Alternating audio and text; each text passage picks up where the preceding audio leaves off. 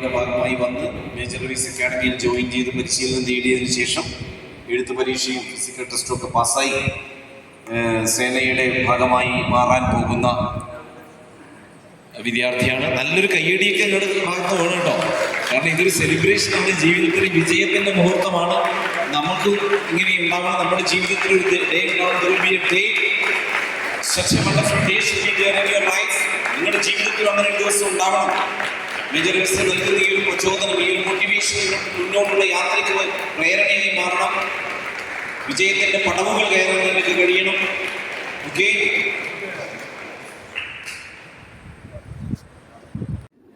ഒരു പട്ടാളക്കാരനാകുക എന്നത് ലോകത്തിലെ ശാരീരികവും മാനസികവുമായി ലോകത്തിലെ ഏറ്റവും മികച്ച വ്യക്തികളിൽ ഒരാളായി തീരുക എന്നുള്ളതാണ്. നമസ്കാരം. എൻ്റെ പേര് റിട്ടയർ ക്യാപ്റ്റൻ അനിൽകുമാർ. കഴിഞ്ഞ 32 വർഷക്കാലമായി ഇന്ത്യൻ സേനയുടെ വിവിധ ഭാഗങ്ങൾ സർവീസ് ചെയ്യാൻ സാധിച്ചിട്ടുണ്ട്. അതേപോലെ തന്നെ ഒരുപാട് ട്രെയിനിങ് എസ്റ്റാബ്ലിഷ്മെൻറ്റുകളിൽ സേനയിലുള്ള പല വിദ്യാർത്ഥികൾക്കും സൈനികർക്കും അതോടൊപ്പം തന്നെ സൈനിക ഓഫീസറിനുമൊക്കെ ട്രെയിനിങ് നൽകാൻ കഴിഞ്ഞിട്ടുണ്ട്. അതിൻ്റെ വെളിച്ചത്തിലാണ് മേജർ സർവീസ് ട്രെയിനിങ് അക്കാഡമിയുടെ ട്രെയിനിങ് ഹെഡായിട്ട് ഇന്ന് ഞാൻ പ്രവർത്തിക്കുന്നത്. കേരളത്തിൽ ഒട്ടുമിക്ക ജില്ലകളിലും മേജർ സർവീസ് അക്കാഡമിയുടെ പ്രവർത്തനം ഉണ്ട്. അപ്പോൾ നമ്മൾ നോർമലായി ഒരു കുട്ടിയെ അല്ലെങ്കിൽ ഒരു സിവിലിയൻ കുട്ടിയെ ആദ്യമായി നമ്മൾ അവരെയും അവരുടെ രക്ഷിതാക്കളെയും മോട്ടിവേഷനിലൂടെ ഈ ജോബ് ഓപ്പർച്യൂണിറ്റികളെക്കുറിച്ച് പറഞ്ഞ് മനസ്സിലാക്കുക എന്ന ദൗത്യമാണ് ഒരു സെമിനാറിലൂടെ ചെയ്യുന്നത്. കുട്ടികൾക്ക് സൈന്യത്തിൽ വരാൻ താല്പര്യമുണ്ട് എങ്കിൽ അവരെ അവരുടെ യോഗ്യതയുടെ അടിസ്ഥാനത്തിൽ ഇതിലേക്കുള്ള അഡ്മിഷൻ അല്ലെങ്കിൽ സെലക്ഷൻ പ്രോസസ്സ് തുടങ്ങും.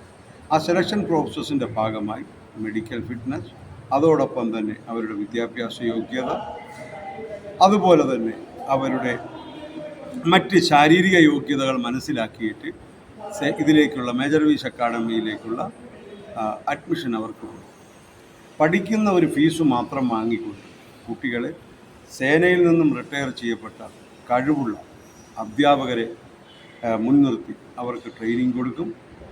അതോടൊപ്പം തന്നെ അവർക്ക് എഴുത്തു പരീക്ഷാപരമായിട്ടും ഈ ടെസ്റ്റുകൾ പാസ്സാകേണ്ടതുണ്ട്. അപ്പോൾ നല്ല വിദ്യാഭ്യാസ യോഗ്യതയുള്ളത് നേരത്തെ തന്നെ ഈ അക്കാഡമികളിൽ ക്ലാസ് എടുത്തിട്ടുമായിട്ടുള്ള അധ്യാപകരെയാണ് ഇതിലേക്ക് നമ്മൾ പഠനത്തിനായി നിയോഗിക്കുന്നത്.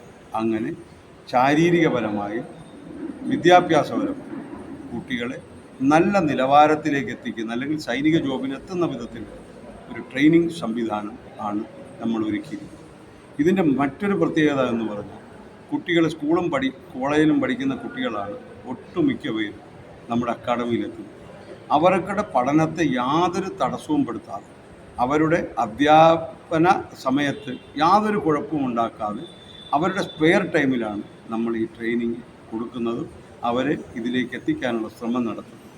കുട്ടികൾക്ക് മാനസികവും ശാരീരികവുമായ കരുത്ത് കൊടുക്കുന്നതോടൊപ്പം തന്നെ കുട്ടികൾക്ക് നല്ല മോട്ടിവേഷൻ ക്ലാസ് മേജർ രവി സാറും അതോടൊപ്പം അദ്ദേഹത്തിനോട് ചേർന്ന് നിൽക്കുന്ന ഫാക്കൽറ്റിയും ചേർന്ന് ചെയ്യുന്നു. ഇന്ന് കുട്ടികൾ വഴിതെറ്റിപ്പോകാവുന്ന ഒരുപാട് സാധ്യതകൾ സ്കൂളും കോളേജിലും ക്യാമ്പസിൽ ഉണ്ടെന്നിരിക്കുക. അവർക്ക് കൃത്യമായ പാതയിൽ സഞ്ചരിക്കാനുള്ള മാർഗനിർദ്ദേശം ഇതിലൂടെ ലഭിക്കുന്നു. എന്തുകൊണ്ടെന്നാൽ സൈന്യത്തിൽ ചേരാനുള്ള ആദ്യത്തെ യോഗ്യത തന്നെ നല്ലൊരു പൗരനായിരിക്കണം എന്നുള്ളതാണ്. അതിൻ്റെ ഏറ്റവും വലിയ സർട്ടിഫിക്കറ്റ് എന്ന് പറയുന്നത് പോലീസ് ക്ലിയറൻസ് സർട്ടിഫിക്കറ്റ്. ഏത് ഉദ്യോഗത്തിൽ അവർ പ്രവേശിക്കുന്നുവോ അവർക്ക് ആദ്യം നിയമനം ലഭിക്കുന്നതിന് മുമ്പ് തന്നെ ടെസ്റ്റ് തുടങ്ങുന്നതിൻ്റെ ഭാഗമായി ഈ PCC ക്ലിയറൻസ് സർട്ടിഫിക്കറ്റ് ആവശ്യം. അപ്പോൾ നമ്മുടെ അക്കാഡമി പഠിക്കുന്ന ഓരോ കുട്ടിക്കും കൃത്യമായി ഏത് വഴിയിലൂടെയാണ് അവർ സഞ്ചരിക്കേണ്ടത് എന്നുള്ളത് കൃത്യമായി പറഞ്ഞ് മനസ്സിലാക്കിയിട്ടുണ്ട്.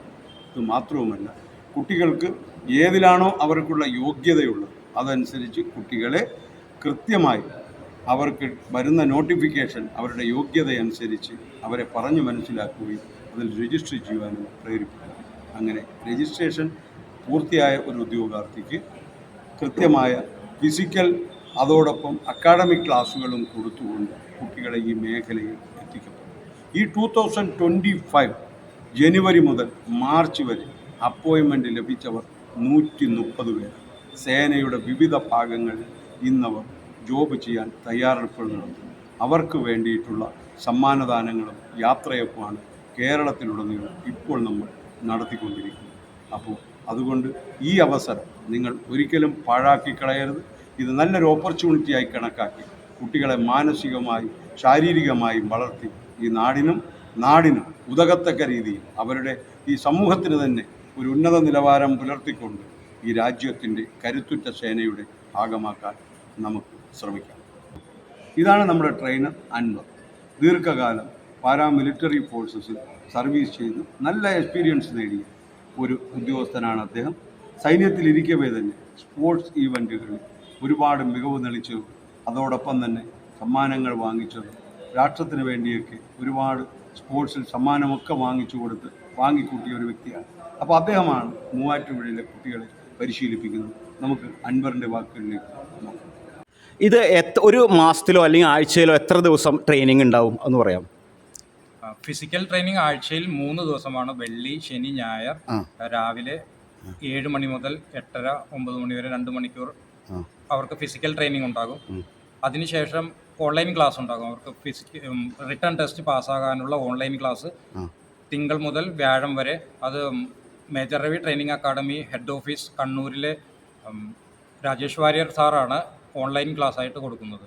ഫിസിക്കൽ ക്ലാസ് ഇവിടെ മൂവാറ്റുപുഴയിൽ തന്നെ അതാത് സെൻറ്ററുകളിൽ അതാത് ഇൻസ്ട്രക്ടർമാർ, ആർമിയിൽ നിന്നും ഫോഴ്സിൽ നിന്ന് റിട്ടയർഡായിട്ട് വന്ന ഇൻസ്ട്രക്ടർമാർ അവർക്ക് അതാത് സെൻറ്ററുകളിൽ ട്രെയിനിങ് നൽകുന്നുണ്ട്. Physical training.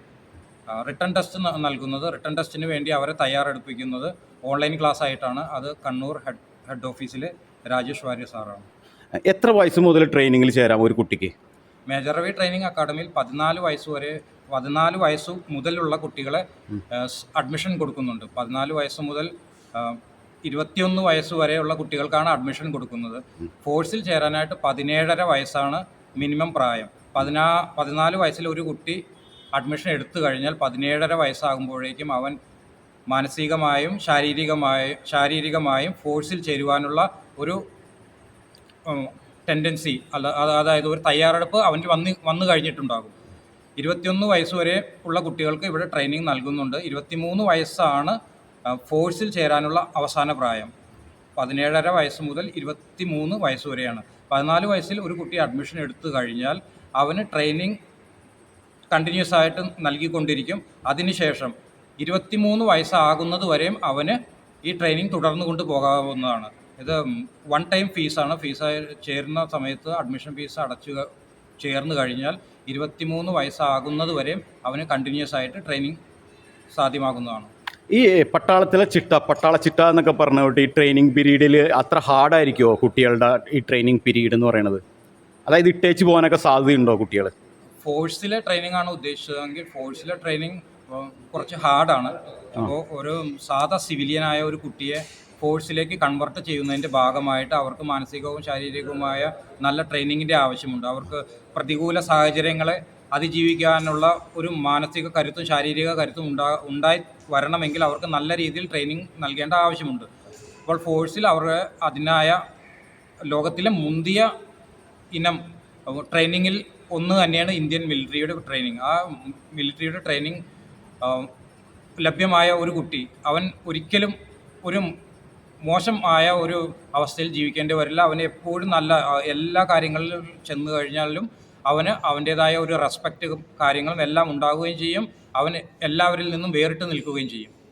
ഓക്കെ, അപ്പോൾ പട്ടാളത്തിലേക്ക് ചേരാൻ ഏറ്റവും എളുപ്പമായ ഒരു വഴിയാണ് ഇപ്പോൾ ഈ മിലിറ്ററി അക്കാഡമി അല്ലേ? അതെ. മേജർ രവി ട്രെയിനിങ് അക്കാഡമി ഫോഴ്സിലേക്ക് ചേരുവാൻ ആഗ്രഹിക്കുന്ന കുട്ടികൾക്കുള്ള ഏറ്റവും ഒരു എളുപ്പമായ വഴിയാണ് എന്ന് തന്നെ പറയാം. കാരണം അവർക്ക് ഫോഴ്സിൽ ചേരുവാനുള്ള എല്ലാ ഗൈഡൻസും മേജർ രവി ട്രെയിനിങ് അക്കാഡമി നൽകുന്നുണ്ട്. അവർക്ക് ഫിസിക്കൽ ട്രെയിനിങ്ങും നൽകുന്നുണ്ട്, റിട്ടേൺ ടെസ്റ്റ് പാസ്സാകാനുള്ള ട്രെയിനിങ്ങും നൽകുന്നുണ്ട്, ക്ലാസ്സുകളും നൽകുന്നുണ്ട്. അപ്പോൾ ഈ മേജർ രവി ട്രെയിനിങ് അക്കാഡമിയിലെ ഏതെങ്കിലും ഒരു സെൻറ്ററിൽ ചേരുന്ന കുട്ടികൾക്ക് റിക്രൂട്ട്മെൻറ്റ് റാലി വരുമ്പോൾ ഫിസിക്കലായിട്ടും റിട്ടേൺ ആയിട്ടും ബാക്കിയുള്ള എന്ത് കാര്യങ്ങൾക്കും അവർക്ക് എല്ലാ ഗൈഡൻസും നൽകുകയും അവർക്ക് ടെസ്റ്റുകൾ പാസ്സാകുവാനുള്ള ഒരു എളുപ്പ വഴിയായിട്ട് ഇത് നമുക്ക് കാണാവുന്നതാണ്. ഓക്കെ, നന്ദി, നമസ്കാരം. Okay, thank you. പേരെന്ന് പറയൂ. സാന്ദ്ര. എവിടെ വീട്? എവിടെ? നെല്ലിക്കുഴി, കോതമംഗലം. ആ, എത്ര നാളായി ഇവിടെ മിലിറ്ററി അക്കാഡമിയിൽ ട്രെയിനിങ് 3-4 മാസമാകുന്നുണ്ട്. ആയിട്ടുള്ളൂ? അപ്പോൾ ഒരു മിലിറ്ററിക്കാരി ആവണമെന്ന് ആഗ്രഹമുണ്ട്. ആ പട്ടാളത്തിനോട് ക്രൈസോ അങ്ങനെ എന്തെങ്കിലും ഉണ്ടോ പ്രൈവറ്റായിട്ട്? ക്രേസ് അത്ര വലിയ ക്രേസ് ഒന്നുമില്ല. ആ. എന്നാലും നമുക്ക് കിട്ടുവാണെങ്കിൽ ആണ്. എന്തുകൊണ്ടാണ് ഈ മിലിറ്ററി തിരഞ്ഞെടുക്കാൻ കാരണം എന്താണ്? ഒരുപാട് ഇവിടെ ഒരുപാട് ജോലി സാധ്യതകളൊക്കെ ഉണ്ടല്ലോ, മിലിറ്ററി എന്താ തിരഞ്ഞെടുക്കാൻ കാരണം? അതൊരു ഓഫീസ് യൂണിഫോം എന്ന് പറയുന്നത് അതൊരു പവർ തന്നെയാണല്ലോ. മിലിറ്ററിക്കാരെന്ന് പറയുമ്പോൾ നമുക്ക് നമ്മുടെ മനസ്സിലതൊരു ആ യൂണിഫോമിനോടൊരു ക്രൈസ് ഉണ്ടല്ലേ? Okay okay. ഭാവിയിൽ മിലിറ്ററിക്കാരി ആവട്ടെ എന്ന് ആശംസിക്കുന്നു. ഓക്കെ. പേരൊന്ന് പറയാമോ? എൻ്റെ പേര് അരവിന്ദ് രവീന്ദ്രൻ. ആ. ഞാൻ കോതമംഗലത്ത് നിന്നാണ് വരുന്നത്. ആ. ഞാൻ ഈ മേജർ വൈസ് അക്കാഡമി മൂവാറ്റുപുഴ ചേർന്നിട്ട് ഇപ്പോൾ 2 കൊല്ലം ആവാറായി. ആ. എനിക്ക് ചെറുപ്പം മുതലേ എനിക്ക് ആർമി ചേരണമെന്ന് ആഗ്രഹം ഉണ്ടായിരുന്നു. അപ്പോൾ അങ്ങനെ നോക്കി കഴിഞ്ഞപ്പോൾ ഇവിടെ ഇങ്ങനെ ഒരു സെൻറ്റർ ഉണ്ട്, ഇങ്ങനെ ഒരു അക്കാഡമി ഉണ്ടെന്ന് അറിഞ്ഞു. അപ്പോൾ അതിനെ തുടർന്ന് ഞാൻ വന്ന് ജോയിൻ ചെയ്തു. എനിക്ക് നേരത്തേക്കാളും നല്ല റിസൾട്ട് കിട്ടുന്നുണ്ട്. പിന്നെ നല്ല സപ്പോർട്ടാണ് നമ്മുടെ ഇവിടുത്തെ സാർമാരും. ട്രെയിൻ ചെയ്യുന്നത് മിലിറ്ററിക്കാർ തന്നെയാണോ? അതെ, നമുക്ക് റിട്ടയർഡായ മിലിറ്ററിക്കാരാണ്. ഓരോ ഫോഴ്സിൽ നിന്ന് റിട്ടയർഡായി വന്നവരാണ് നമുക്ക് ട്രെയിനിങ് ചെയ്യുന്നത്.